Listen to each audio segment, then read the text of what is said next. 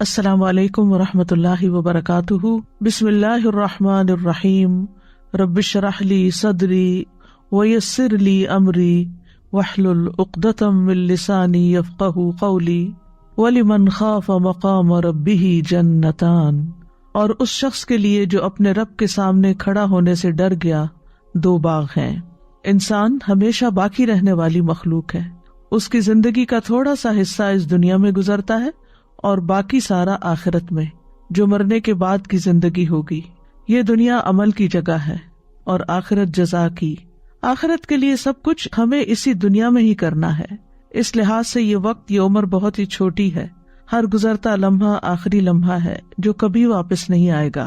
اسی میں کرنا ہے جو کچھ بھی اچھا کرنا ہے۔ اپنے اندر کی اصلاح، اپنے اخلاق کی اصلاح، اس کا یہی وقت ہے۔ ہمارے اندر خوف اور محبت کے جذبات رکھے گئے ہیں تاکہ ان کو اپنے رب کے لیے وقف کر دیں، اور جو لوگ ایسا کریں وہی اپنی زندگی میں بہترین انعام پائیں گے۔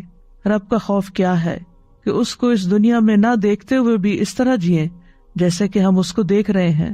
ہر طرف ہمیں اس کی قدرت کے کرشمے نظر آنے لگے، دل ہر لمحہ اس کی یاد سے معمور ہو، اس کو اپنے قریب پائیں۔ حقیقی کامیابی یہی ہے کہ اس دنیا میں اس طرح جئیں کہ مرنے کے بعد اللہ کے انعام کے مستحق قرار پائیں۔ تو یہ سورۃ الرحمن کی آیت نمبر 46 ہے۔ وَلِمَنْ خَافَ مَقَامَ رَبِّهِ جَنَّتَانِ۔ اس شخص کے لیے جو اپنے رب کے سامنے قیامت کے دن کھڑا ہونے سے ڈرتا ہے اور اس ڈر کی وجہ سے اس نے برے کام چھوڑ دیے، اور جن کاموں کا اس کو حکم دیا گیا اس نے ان کی تعمیل کی، تو ایسے شخص کے لیے دو جنتیں ہیں جن کے برتن، زیورات، عمارتیں اور ان میں تمام چیزیں جو ہیں وہ سونے کی ہوں گی۔ ایک جنت ان کو اس امر کی جزا کے طور پر عطا کی جائے گی کہ انہوں نے منع کیے ہوئے کاموں کو چھوڑ دیا تھا، اور دوسری جنت نیکیوں کی جزا ہوگی۔ تو بنیادی طور پر انسان جو اپنے رب کے سامنے کھڑا ہونے سے ڈرتا ہے وہ دراصل اللہ کی نگرانی سے ڈرتا ہے، اور جب وہ اللہ کی نگرانی سے ڈرتا ہے تو پھر وہ اچھے کام بھی کرتا ہے جو اللہ کو پسند ہے، اور جو اللہ کو پسند نہیں ان کاموں کو چھوڑ دیتا ہے۔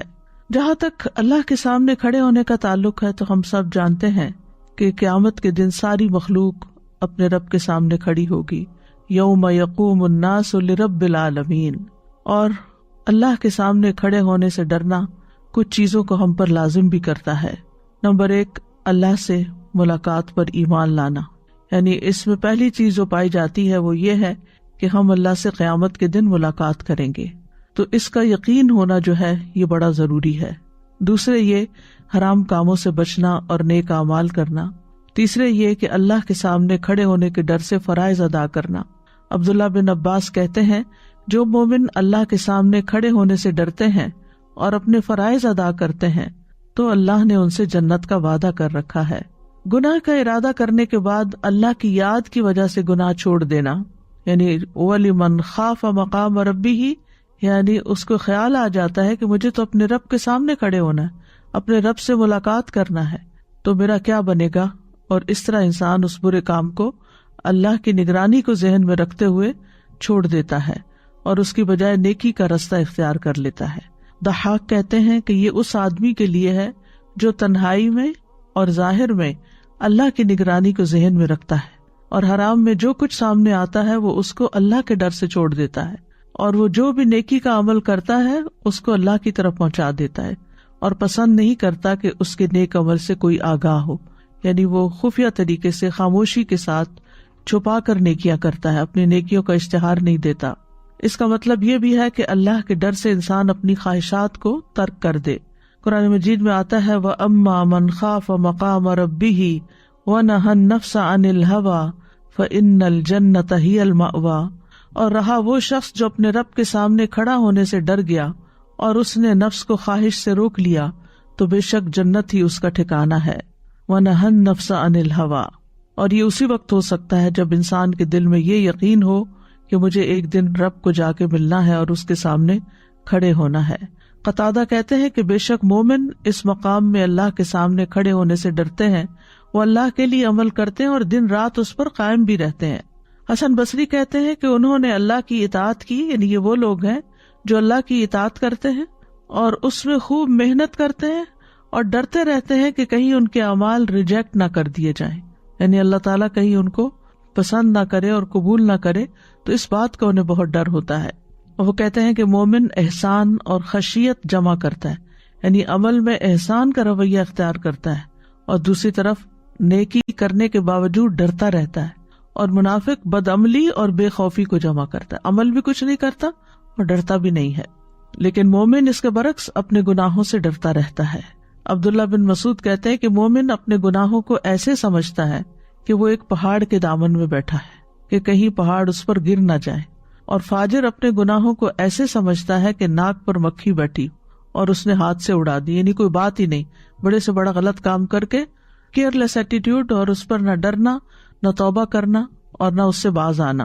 حقیقت یہ ہے کہ مومن کا خوف جنت میں پہنچ کر ہی ختم ہوگا، اس سے پہلے کے سارے مرحلے، خواہ وہ دنیا میں رہتا ہو، خواہ وہ قبر کی زندگی ہو، خواہ وہ حشر ہو، وہ ہمیشہ اللہ سے ڈرتا ہی رہتا ہے۔ معاذ بن جبل کہتے ہیں کہ مومن کا خوف اس وقت تک سکون نہیں پائے گا جب تک وہ جہنم کے پل کو اپنے پیچھے نہیں چھوڑ دے گا، یعنی پل صراط کو جب تک کراس نہیں کر جائے گا اور جنت میں پہنچ نہیں جائے گا، اس کا ڈر نہیں ختم ہوگا۔ اسی طرح اگر کوئی شخص گناہگار ہے لیکن اللہ سے ڈر جاتا ہے اور توبہ کر لیتا ہے تو اس کے لیے بھی یہ خوشخبری ہے۔ جنت کے 2 باغوں کے بارے میں آتا ہے کہ 2 باغ چاندی کے ہیں اور 2 سونے کے ہیں۔ رسول اللہ صلی اللہ علیہ وسلم نے فرمایا، جنت میں 2 باغ چاندی کے ہوں گے اور جن کے برتن اور تمام دوسری چیزیں چاندی کی ہوں گی، اور 2 سونے کے باغ ہوں گے جن کے برتن اور تمام دوسری چیزیں سونے کی ہوں گی۔ اب ہر ایک کو اپنے مرتبے کے مطابق وہ 2 باغ ملیں گے جس کا وہ مستحق ہوگا، لیکن اس کے لیے اللہ کا خوف، اللہ کا ڈر ضروری ہے۔ خوف کا لفظی مطلب ہوتا ہے گھبرانا، ڈرنا، اور اصطلاحی معنوں میں کسی ظنی یا یقینی علامت کی وجہ سے کسی ناپسندیدہ چیز کے واقع ہونے کی توقع رکھنا، کہ کوئی ناپسندیدہ چیز نہ پیش آ جائے، اور اس کی ضد امن ہے، اور اس کو دنیاوی اور اخروی دونوں کاموں میں استعمال کیا جاتا ہے۔ جرجانی کہتے ہیں خوف سے مراد کسی ناپسندیدہ چیز کے واقع ہونے کی توقع رکھنا ہے۔ ایک اور قول ہے خوف والی چیز کو یاد کرنے سے دل کا بے چین ہو جانا اور حرکت کرنا۔ ایک اور قول یہ ہے کہ دل کا اس بات سے ڈر جانا کہ کہیں اس کو ناپسندیدہ چیز نہ پہنچ جائے اور پسندیدہ چیز اس سے چلی نہ جائے، یعنی دونوں طرح کا ڈر ہوتا ہے کہ کہیں کوئی مس ہیپ نہ ہو جائے اور کہیں جو میرے پاس نعمتیں ہیں ان کا زوال نہ ہو جائے۔ خوف کی کئی قسمیں ہیں۔ خوف کے لیے لفظ خوف استعمال ہوتا ہے، اشفاق ہوتا ہے، خشیت ہوتی ہے، وجل ہوتا ہے، رہبت، ہیبت، یہ سارے الفاظ جو ہیں ملتے جلتے ہیں اور قرآن مجید میں استعمال بھی ہوئے ہیں۔ تو خوف سے مراد یہاں دل کا بے قرار ہونا اور حرام کا ارتکاب کرنا یا واجب چھوڑ دینے کے یا مستحب کاموں میں کوتاہی کرنے کی وجہ سے اللہ سے سزا کا خوف رکھنا، کہ اگر میں نے غلط کیا یا جو کرنا چاہیے وہ نہیں کیا یا پسندیدہ کاموں میں کوتاہی کی تو پھر میرا کیا بنے گا۔ اشفاق وہ ڈر ہوتا ہے کہ انسان ڈرتا ہے کہ اللہ نیک عمل قبول نہیں کرے گا، پھر نفس حرام کاموں سے رک جاتا ہے اور بھلائی کے کاموں کی طرف جلدی کرتا ہے۔ خشیت جو ہے یہ خوف سے زیادہ خاص ہے۔ خشیت اللہ کا ایسا خوف ہے جس کے ساتھ اللہ جل وعلا کی صفات کا علم ہوتا ہے، اسی لیے کہا جاتا ہے انما یخشی اللہ من عبادہ العلماء، کہ اللہ سے تو اس کے بندوں میں سے صرف جاننے والے ہی نہیں، جو اللہ کی معرفت رکھتے ہیں، اللہ کو پہچانتے ہیں، وہی ڈرتے ہیں۔ صحیح حدیث میں آتا ہے رسول اللہ صلی اللہ علیہ وسلم نے فرمایا، خبردار، اللہ کی قسم میں تمہاری نسبت اللہ سے زیادہ ڈرنے والا ہوں اور تم سب سے زیادہ تقوی رکھنے والا ہوں۔ وجل کہتے ہیں دل کی کپاہٹ کو، اور ایسی ہستی کو یاد کر کے ٹکڑے ٹکڑے ہو جانا جس کی سلطنت اور اس کی سزا سے خوف کھایا جاتا ہو، یعنی سخت ڈر کسی بڑی ہستی کا کہ جس سے یہ ہوگا کہ انسان کا دل پاش پاش ہونے لگے۔ رہبت کہتے ہیں ناپسندیدہ چیز سے بھاگ جانے کو، اور ہیبت کہتے ہیں وہ خوف جس کے ساتھ اس ہستی کی تعظیم اور بڑائی ملی ہوئی ہو۔ ابن قیم کہتے ہیں پس عام مومن خوف رکھتے ہیں، اور علماء اور اللہ کی معرفت رکھنے والے خشیت رکھتے ہیں، اور اللہ سے محبت کرنے والے ہیبت رکھتے ہیں، اور اللہ کے مقربین اللہ کی تعظیم کرتے ہیں۔ عام لوگ ڈرتے ہیں، علماء معرفت رکھنے والی خشیت رکھتے ہیں، اور اللہ سے محبت کرنے والے ہیبت کا شکار ہوتے ہیں، یعنی اللہ تعالیٰ کی تعظیم بھی ہوتی ہے لیکن ہیبت اور اللہ کے جو مقربین ہوتے ہیں وہ ڈر کے ساتھ ان کے اندر اللہ کی عظمت کا احساس ہوتا ہے۔ اور جتنا انسان کے دل میں اللہ کی معرفت کا علم ہوتا ہے اتنا ہی اس کے دل میں اللہ کا خوف اور خشیت ہوتی ہے۔ تو اللہ سبحانہ تعالیٰ سے ڈرنے کے دو مقامات ہیں، ایک ہے عام لوگوں کا خوف اور ایک ہے صاحب معرفت کا خوف۔ جو پہلا خوف ہے وہ اللہ کے عذاب سے ڈرنے کا ہے اور یہ عام لوگوں کا خوف ہے، اور خوف کی یہ قسم جنت اور جہنم پر ایمان لانے کی وجہ سے ہوتی ہے، اور اس بات پر ایمان لانا کہ جنت اور جہنم اطاعت اور نافرمانی کا بدلہ ہے۔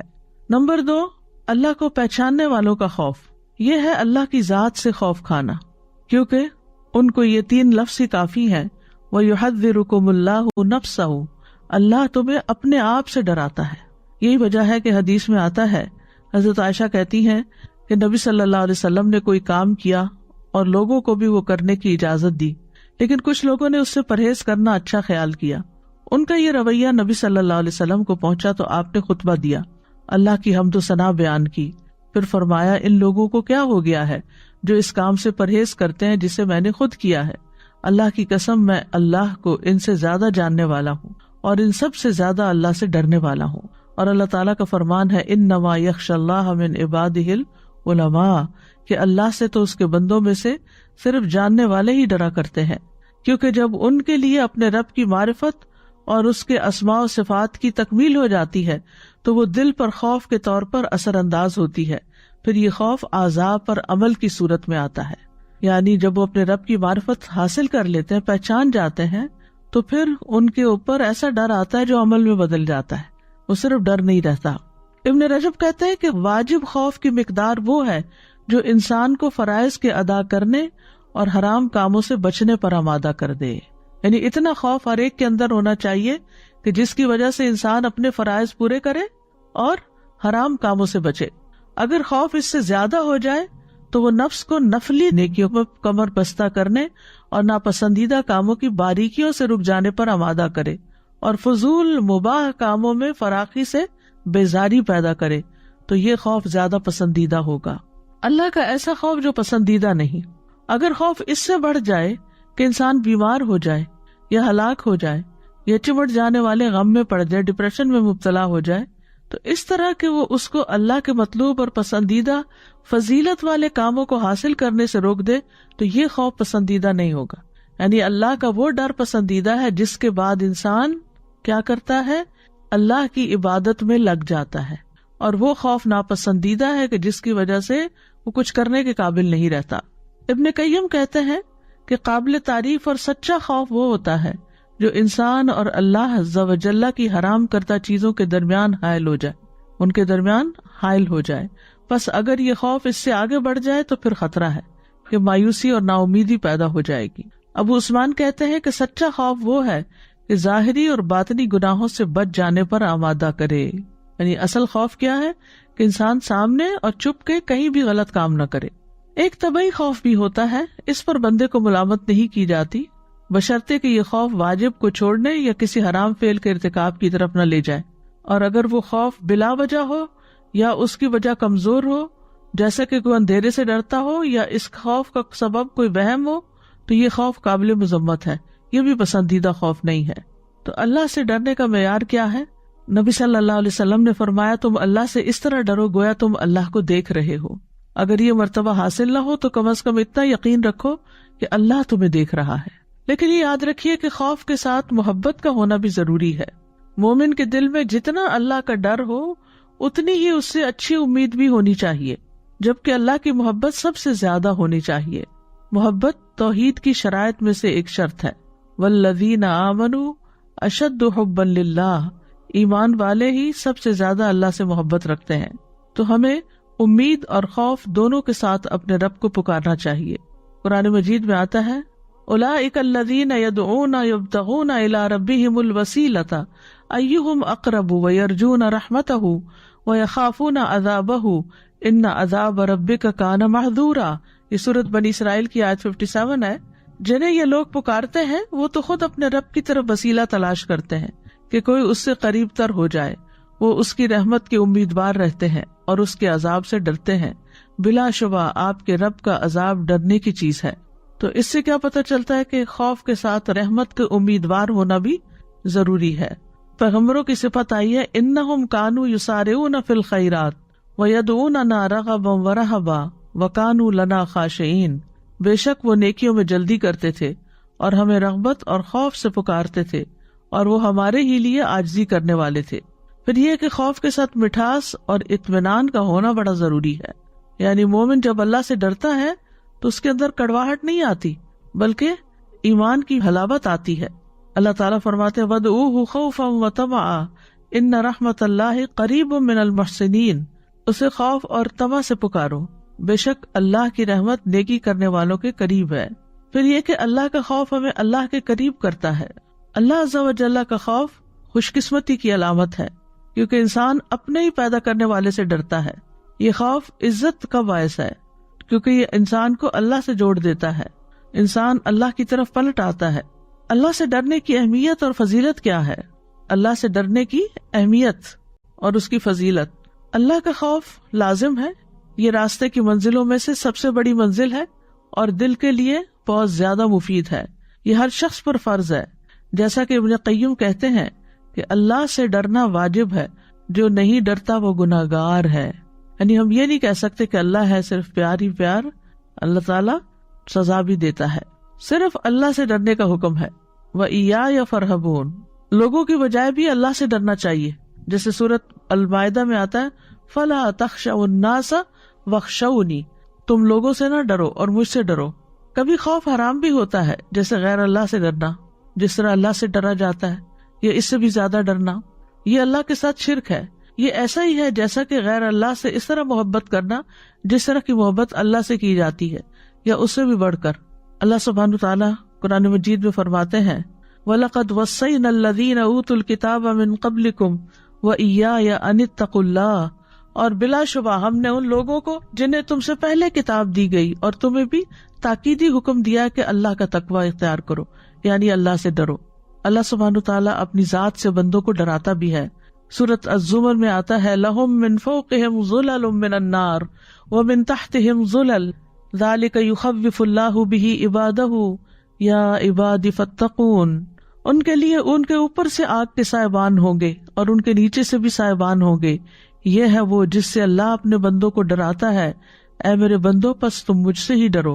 ابن کثیر کہتے ہیں کہ اللہ اس جہان کی خبریں اس لیے بیان فرماتا ہے تاکہ اس سے بندوں کو ڈرائے، تاکہ وہ حرام اور گناہ کے کاموں سے بچ جائیں۔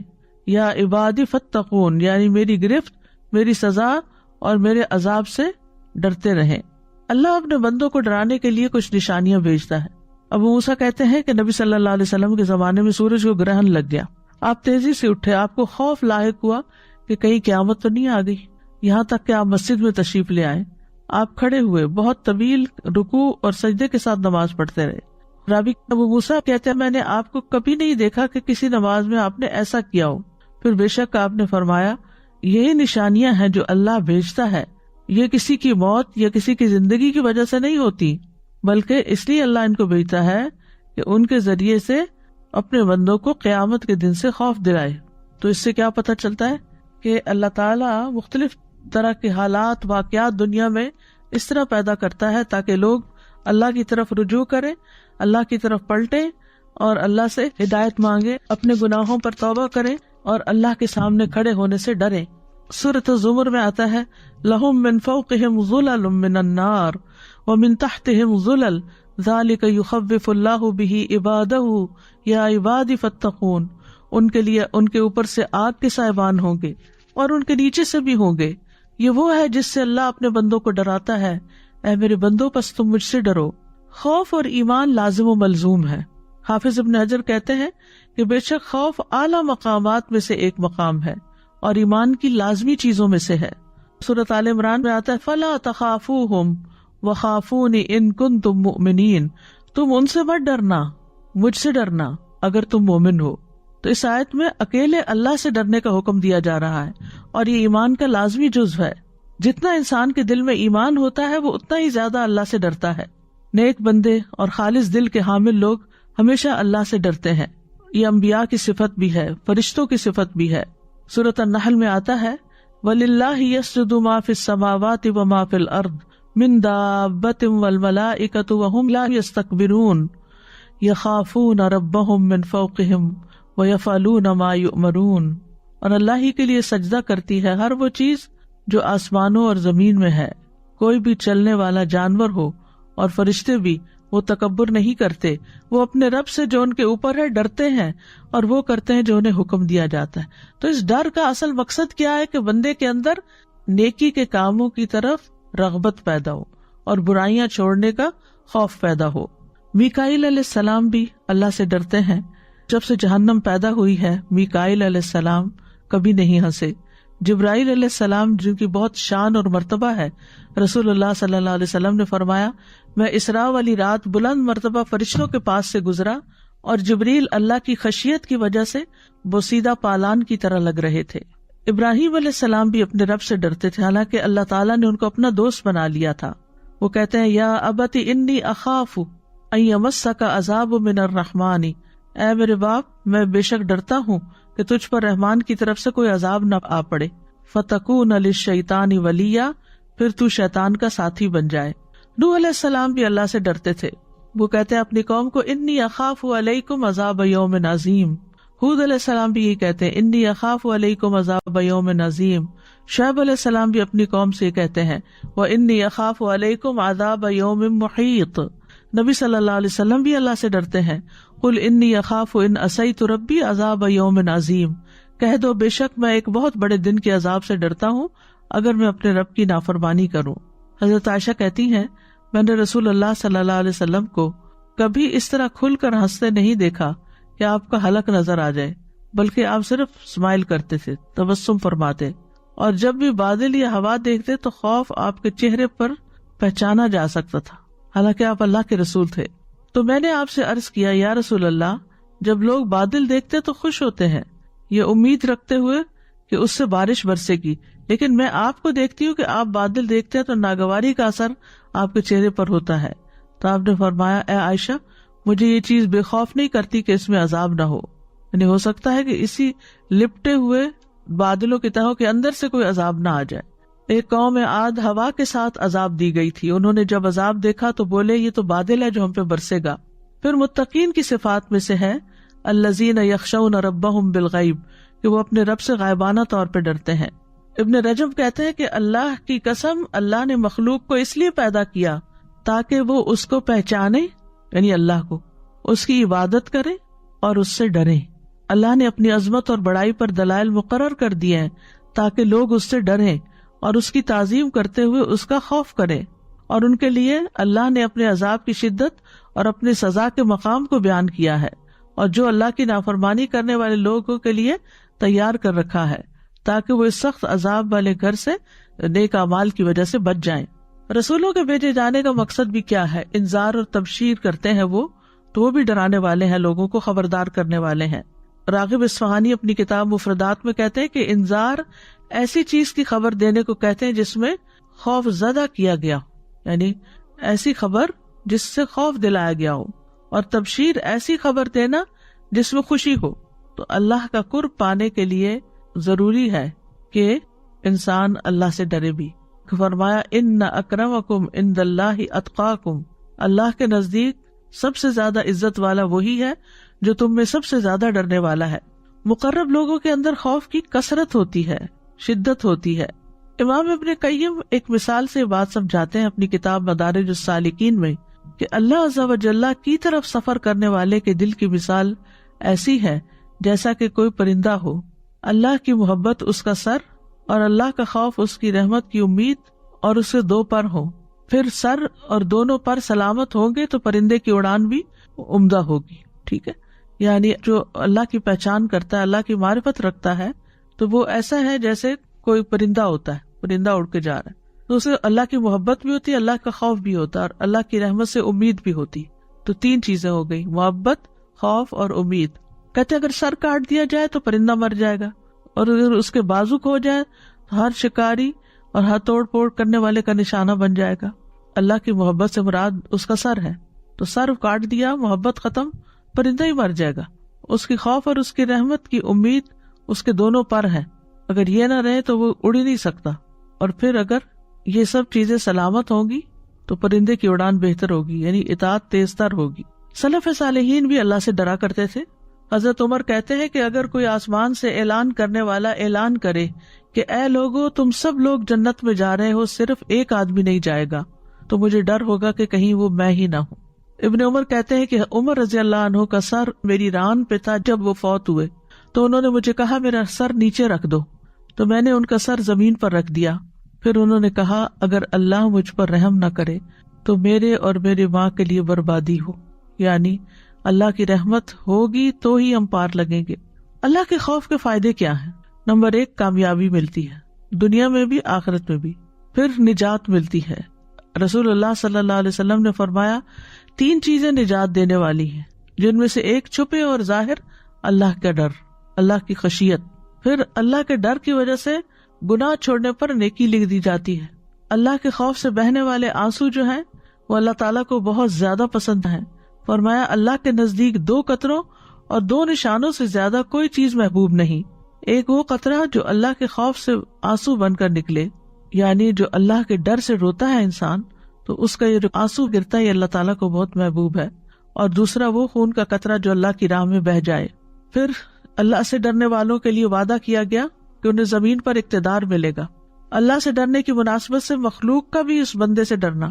یحییٰ بن معاذ کہتے ہیں کہ جس قدر آپ اللہ سے محبت کرتے ہیں اتنا ہی مخلوق آپ سے محبت کرتی ہے، اور جتنا آپ اللہ سے ڈرتے ہیں مخلوق اتنا ہی آپ سے ڈرتی۔ کتنی دلچسپ بات ہے یہ، یعنی جتنی آپ کو اللہ سے محبت ہے لوگ بھی اتنا ہی آپ سے محبت کریں گے، اور جتنا آپ اللہ سے ڈریں گے مخلوق بھی اتنی آپ سے ڈرے گی، اور جتنا آپ اللہ کی ذات میں مصروف رہتے ہیں اتنا ہی مخلوق آپ کے کام میں مصروف رہتی ہے۔ خوف گناہوں کی معافی کا ذریعہ بھی ہے۔ ایک شخص جو اللہ سے ڈرتا تھا لیکن اس کے پاس نیک عمل نہیں تھے، تو اس نے اپنی اولاد کو کہا جب میں مر جاؤں مجھے جلا دینا اور میری راکھ کو پھر جس دن تیز ہوا چل رہی ہے سمندر میں بہا دینا۔ جب وہ فوت ہو گیا تو اللہ تعالیٰ نے پانی کے فرشتوں کو حکم دیا کہ سارے ذرات اس کے اکٹھے کر لائیں، ہوا کے فرشتوں کو حکم دیا وہ اکٹھا کر لائیں اس کا اسٹف۔ تو اب اس کو ایک انسان بنا کر اللہ کے حضور کھڑا کیا گیا۔ تو اللہ تعالیٰ نے پوچھا اس کام پر تجھے کس چیز نے مجبور کیا تھا؟ اس نے کہا یا رب آپ کے خوف کی وجہ سے۔ اس پر اللہ تعالیٰ نے اس کی بخشش فرما دی۔ پھر قرآن مجید سے پتہ چلتا ہے کہ مغفرت اور اجر کبیر کا باعث خوف۔ ان الذین یخشون ربہم لہم مغفرۃ و اجر کبیر، یقیناً جو لوگ اپنے رب سے بن دیکھے ڈرتے ہیں ان کے لیے بہت بڑی بخشش اور بہت بڑا اجر ہے۔ کہ آج دنیا میں ڈرنا جو ہے وہ قیامت کے دن امن کا باعث ہوگا، حساب کے دن کا اطمینان ہوگا، عرش الہی کا سایہ ملے گا۔ سبعۃ یظلھم اللہ رجل ذکر اللہ ففاضت عیناہ، نبی صلی اللہ علیہ وسلم نے فرمایا 7 طرح کے لوگ وہ ہیں جنہیں اللہ تعالیٰ اپنے سائے میں جگہ دے گا۔ ان میں سے ایک وہ شخص بھی ہے جس نے اللہ کو یاد کیا تو اس کی آنکھیں بہہ پڑی۔ جو شخص اللہ سے ڈرتا ہے اللہ تعالیٰ اس سے راضی ہوتا ہے۔ سورۃ البینہ میں آتا ہے رضی اللہ عنہم ورضوا عنہ ذالک لمن خشی ربہ، اللہ ان سے راضی ہو گیا وہ اللہ سے راضی ہو گئی۔ یہ اس کے لیے ہے جو اپنے رب سے ڈرے۔ اللہ تعالیٰ سے خوف کی قوت اور نتائج کیا ہیں؟ اللہ تعالیٰ کا حکم ماننا آسان ہو جاتا ہے۔ نماز کے بارے میں آتا ہے وَاسْتَعِینُوا بِالصَّبْرِ وَالصَّلَاةِ وَإِنَّهَا لَكَبِیرَةٌ إِلَّا عَلَى الْخَاشِعِينَ الَّذِینَ يَظُنُّونَ أَنَّهُمْ مُلَاقُو رَبِّهِمْ وَأَنَّهُمْ إِلَیْهِ رَاجِعُونَ۔ اور صبر و نماز سے مدد لو، بلا شبہ نماز بھاری ہے مگر عاجزی کرنے والوں پر نہیں، خاشعین پر نہیں، جو یہ یقین رکھتے ہیں کہ وہ اپنے رب سے عنقریب ملنے والے ہیں اور اسی کی طرف واپس جانے والے ہیں۔ پھر نیک اعمال میں سبقت کا جذبہ پیدا کرتا ہے۔ انہم کانوا یسارعون فی الخیرات ویدعوننا رغبا ورہبا وکانوا لنا خاشعین، بے شک وہ نیکیوں میں جلدی کرتے تھے اور ہمیں رغبت اور خوف سے پکارتے تھے، ہمارے لیے عاجزی کرنے والے تھے۔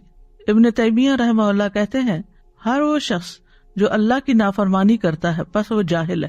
ہر وہ شخص جو اللہ کی نافرمانی کرتا ہے وہ جاہل ہے، اور ہر وہ شخص جو ڈرتا ہے وہ عالم اور اطاعت گزار اللہ سے ڈرنے والا، موت سے پہلے نیک اعمال کی طرف دوڑنے والا ہے۔ دونوں گھڑیوں کو غنیمت سمجھتا ہے، یعنی کہ وہ دنوں اور گھڑیوں کو، یعنی جو وقت اس کا گزرتا ہے اس کو غنیمت سمجھتا ہے اور اس کو صحیح طور پر استعمال کرتا ہے۔ خوف کے نتیجے میں نیک اعمال سرزد ہوتے ہیں۔ خوف اللہ کی اطاعت کے کام کرواتا ہے، فرائض کی پابندی کراتا ہے، لوگوں کی خدمت کراتا ہے۔ یوفون بالنذر ویخافون یوما کان شرہ مستطیرا ویطعمون الطعام علی حبہ مسکینا ویتیما واسیرا انما نطعمکم لوجہ اللہ لا نرید منکم جزاء ولا شکورا انا نخاف من ربنا یوما عبوسا قمطریرا، یعنی اللہ سے ڈرنے والے کون ہوتے ہیں؟ جو اپنی نظر پوری کرتے ہیں، اس دن یعنی قیامت کے دن سے ڈرتے ہیں جس دن مصیبت ہر طرف پھیلی ہوئی ہوگی، اور وہ کھانا کھلاتے ہیں اس کی محبت میں مسکین، یتیم اور قیدی کو، اور کہتے ہیں ہم تو صرف اللہ کے چہرے کی خاطر تمہیں کھلاتے ہیں، نہ تم سے کوئی بدلہ چاہتے ہیں اور نہ شکریہ۔ یقیناً ہم اپنے رب سے اس دن سے ڈرتے ہیں جو بہت منہ بنانے والا، سخت تیوری چڑھانے والا ہے۔ اس خوف کے نتیجے میں قرآن کا اثر دل پر ہونے لگتا ہے۔ یہ خوف اللہ کا بندوں کو حدود کے اندر رکھتا ہے۔ خوف کی وجہ سے حق بات کہنے کی توفیق ملتی ہے، انسان کو اللہ کی نافرمانی سے بچاتا ہے۔ یہ خوف جو ہے گناہوں کو آپ کے نزدیک ناپسندیدہ کر دیتا ہے، یعنی نفرت ہونے لگتی ہے گناہوں سے۔ غلط فعل سے انسان کو بچاتا ہے، ظلم کرنے سے روکتا ہے۔ کان اللہ کی نافرمانی کی آوازیں سننے سے بچتے ہیں، آنکھیں محارم کو دیکھنے سے بچتی ہیں، یعنی حرام کردہ چیزوں کو نہیں دیکھتی۔ ہاتھ سلامتی دینے والے بنتے ہیں، پھر قدم اللہ کے راستے میں اٹھتے ہیں۔ خوف برائی کا حکم دینے والے نفس کا علاج بھی ہے، خواہش نفس سے روکتا ہے، خواہشات پر غالب آنے کی طاقت دیتا ہے، گناہوں کی لذت کو ختم کر دیتا ہے۔ ابن قیم کہتے ہیں خوف کے نتائج میں سے یہ ہے کہ خوف خواہشات کا قلع کما کر دیتا ہے اور لذتوں کو بے مزہ کر دیتا ہے، پس جو نافرمانیاں ان کو محبوب ہوتی ہیں وہ ناپسندیدہ اور بے مزہ لگنے لگتی ہیں۔ یعنی جب اللہ کا ڈر آتا ہے تو نافرمانی کے کاموں سے دل اچاٹ ہو جاتا ہے۔ اپنے گناہوں کی معرفت کرواتا ہے، انسان کو باریک گناہ نظر آنے لگتے ہیں، انسان گناہوں کو مٹانے کی دعائیں کرنے لگتا ہے۔ وہ ایسی دعائیں مانگتا ہے، رب اغفر لی خطیئتی و جہلی و اسرافی فی امری کلہ وما انت اعلم بہ منی، اللہم اغفر لی خطایای و عمدی و جہلی و ہزلی و کل ذالک عندی، اللہم اغفر لی ما قدمت وما اخرت وما اسررت وما اعلنت، انت المقدم وانت المؤخر وانت علی کل شیء قدیر۔ اے میرے رب، میری خطا، میری نادانی اور تمام معاملات میں میرے حد سے تجاوز کرنے میں میری مغفرت فرما، اور وہ گناہ بھی جن کو تو مجھ سے زیادہ جاننے والا ہے۔ اے اللہ میری مغفرت کر، میری خطاؤں میں، میرے ارادے کے ساتھ کیے کاموں اور بلا ارادہ کاموں میں، اور میری ہنسی مزاح کے کاموں میں، اور یہ سب میری ہی طرف سے ہیں۔ اے اللہ میری مغفرت کر ان کاموں میں جو میں کر چکا ہوں اور انہیں جو کروں گا، اور جنہیں میں نے چھپایا اور جنہیں میں نے ظاہر کیا۔ تو سب سے پہلے ہے اور تو ہی سب سے بعد میں ہے، اور تو ہر چیز پر قدرت رکھنے والا ہے۔ اللہ کا خوف انسان کو دنیا میں گناہوں سے پاک ہونے کی دعوت دیتا ہے۔ خوف انسان کو بہادر بنا دیتا ہے، غیر اللہ کا خوف دل سے نکال دیتا ہے، اصل منزل تک پہنچنے کی فکر لگا دیتا ہے۔ نبی صلی اللہ علیہ وسلم نے فرمایا، من خاف ادلج ومن ادلج بلغ المنزل، الا ان سلعۃ اللہ غالیہ، الا ان سلعۃ اللہ الجنہ۔ نبی صلی اللہ علیہ وسلم نے فرمایا، جو ڈر گیا وہ اول رات چل پڑا، یعنی جلدی نیک کام شروع کر دے گا، اور جو اول رات چل پڑا وہ منزل پہ پہنچ گیا۔ سن لو اللہ کا سودا بڑا مہنگا ہے، سن لو اللہ کا سودا جنت ہے۔ خوف انسان کو باادب بناتا ہے۔ ابن الجوزی کہتے ہیں، جو معبود برحق کی عظمت کو معلوم کر لیتا ہے اس کا خوف بڑھ جاتا ہے، اور جو اپنے رب کی ناراضگیوں سے ڈرتا ہے اس کے اعمال اچھے ہو جاتے ہیں۔ بس خوف بیکار ہو جانے کی بیماری کو باہر نکال دیتا ہے اور اس کو شفا دیتا ہے، اور مومن کو خوف ہی باادب بناتا ہے، اور اس کے لیے یہی کافی ہوتا ہے۔ حسن بصری کہتے ہیں، میں کچھ لوگوں کے ساتھ رہا ہوں، جتنا تم اپنی برائیوں پر عذاب دیے جانے سے ڈرتے ہو، وہ اس سے زیادہ اپنی نیکیوں کے رد ہو جانے سے ڈرتے تھے، کہ ہم نے جو نیک کام کیا پتہ نہیں اللہ تعالیٰ کو قبول بھی ہوں گے کہ نہیں۔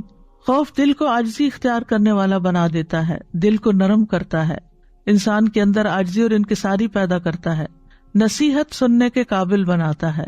انما انت منذر من یخشاہا فذکر ان نفعت الذکری سیذکر من یخشا۔ اللہ کا خوف نہ ہونے کے نقصانات بھی ہیں، اور اس میں کیا ہے؟ دل کا بگاڑ، گناہوں پر جرأت ہونا، اللہ کے عذاب کو دعوت دینا، بڑی بڑی باتیں کرنا، نصیحت قبول نہ کرنا، دین کھیل تماشا بن جانا، اور دنیا میں انتہائی منہمک ہونا۔ اللہ کا خوف کیسے پیدا کیا جائے؟ سب سے پہلی چیز ہے اللہ کی معرفت، اللہ کی پہچان۔ نبی صلی اللہ علیہ وسلم نے فرمایا، پس اللہ کی قسم میں اللہ کو ان سب سے زیادہ جانتا ہوں اور ان سب سے زیادہ اللہ سے ڈرنے والا ہوں۔ احمد بن عاصم انطاکی کہتے ہیں، جو اللہ کے بارے میں جتنی معرفت زیادہ رکھتا ہے وہ اللہ سے اتنا زیادہ ڈرتا ہے. جو اللہ کو جتنا زیادہ پہچانتا ہے اتنا اس کے اندر ڈر زیادہ ہوتا ہے. پھر اللہ کی ذات اور اس کی قدرت اور عظمت پہ غور کرنا، اپنے اندر یقین پیدا کرنا، یعنی یقین کا تھوڑا سا حصہ بھی دل میں داخل ہو جائے تو دل کو نور سے بھر دیتا ہے اور شک دور کر دیتا ہے، اور انسان کا دل شکر سے بھر جاتا ہے اور اللہ کے خوف سے بھی بھر جاتا ہے. اللہ کے بارے میں جاننے والے کا ہنسنا کم ہو جاتا ہے، اس سے اللہ کی قدرت کا علم ہو جاتا ہے. اس پر یقین رکھنا کہ اللہ چھپا کھلا سب جانتا ہے. اللہ کی حکمتیں اس بندے کو سمجھ آنے لگتی ہیں. انسان اللہ کی ذات کو جب پہچانتا ہے تو ساتھ ہی اپنی کمزوریوں اور کوتاہیوں کو بھی جانتا ہے. قرآن مجید میں غور و فکر کرنا. ابن قیم کہتے ہیں کسی بھی بندے کے لیے قرآن کی قرات اس میں لمبا غور و فکر کرنے اور اپنی سوچ کو آیات کے معنی کے اوپر مرکوز کرنے سے بڑھ کر اس کی زندگی اور آخرت میں زیادہ فائدہ مند اور اس کی نجات کو زیادہ قریب کرنے والی کوئی چیز اور نہیں. ابن الجوزی کہتے ہیں اللہ کی قسم اگر کوئی عقل مند مومن سورۃ الحدید، سورۃ الحشر کی آخری آیات، آیت الکرسی، سورۃ اخلاص غور و فکر اور تدبر کے ساتھ پڑھ لے تو اس کا دل اللہ کی خشیت سے پھٹ جائے اور وہ اپنے رب کی عظمت پر حیران رہ جائے. قرآن مجید سے رقت طاری ہو جانا، انبیاء اور نیک لوگوں کی سیرت کو جاننا. امام غزالی کہتے ہیں انبیاء اور صحابہ کی سیرتوں کو جاننا، اس میں خوف بھی دلایا جاتا ہے یعنی سیرتوں کے اندر، اور ڈرایا بھی جاتا ہے. یہ معرفت اللہ کے خوف کو ابھارنے کا سبب ہے. اگر وہ فوری طور پر اپنا اثر نہ ڈالے تو بالآخر انجام کار میں وہ ضرور ڈالے گا. برے انجام میں غور و فکر کرنے سے اللہ کا خوف پیدا ہوتا ہے. موت اور آخرت کا تذکرہ کرتے رہنا، حشر کے دن کو سوچنا، دعا مانگنی چاہیے. اللہم انی اعوذ بک من علم لا ینفع ومن قلب لا یخشع ومن نفس لا تشبع ومن دعوت لا یستجاب لها. پھر یہ دعا اللہم اقسم لنا من خشیتک ما تحول به بیننا وبین معصیتک، آخر تک یہ دعا. پھر اللہ سے ڈرنے والے بننے کی دعا کرنا. تو کرنے کے کام یہی ہے کہ انسان وہ تمام ذرائع اختیار کرے کہ جس سے انسان کے اندر اللہ کا خوف پیدا ہو، نہ کہ اللہ سے دوری. وآخر دعوانا ان الحمد للہ رب العالمین.